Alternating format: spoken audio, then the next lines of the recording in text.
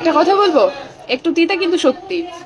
ডিভোর্সের পরে যে অ্যালিমনি টাকাটা দেওয়ার যে আইনটা, সেটা যদি বন্ধ করে দেওয়া যায়, তাহলে অনেক সংসার ভেঙে যাওয়া থেকে বেঁচে যাবে। আপুরা ঠিকই বলছে, বাংলাদেশে এই আইনটা প্রণয়ন করা উচিত। তবে গুলশান, বনানী আর বসুন্ধরা যদি এটা করা যায়, তাহলে এটা সবার প্রথমে এইখানে এগুলো করা উচিত। যেমন গুলশানে নাকি ঘন্টায় 3টা করে ডিভোর্স হয়। তো এই আসলে এইগুলোর কারণেও কিন্তু হয়। অনেক লোভী মহিলা আছে, অনেকেই না, আবার অনেকেই। তো বাংলাদেশের ক্ষেত্রে এই আইন প্রণয়নটা করা উচিত। আর বাংলাদেশের বাইরে যেই দেশগুলো আছে, কিছু কিছু দেশ, এগুলাতে প্রণয়ন করা উচিত। তাহলে হয়তো ডিভোর্সের আর থাকবে না, কিন্তু নষ্টামি বেড়ে যাবে, এটা সত্য।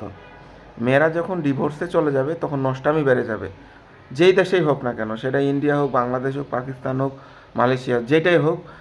আপনি যখনই মেয়ে ডিভোর্স বা একাকিত্ব থাকবে, বা মেয়েরা হাতছাড়া হয়ে যাবে, তখনই মনে করেন যে এটা একটা নষ্টামির দিকে যাবে। সেটা ছেলে মেয়ে উভয় পক্ষেই এটা মানে মানে প্রবাবিলিটি বেশি আর কি। তো এটা যতটাই সহজ ততটাই কঠিন, আবার যতটা প্রণয়ন করা কঠিন ততটাই আবার সহজ। কিন্তু এটা করা উচিত, তাহলে ডিভোর্সের সংখ্যা কমে যাবে।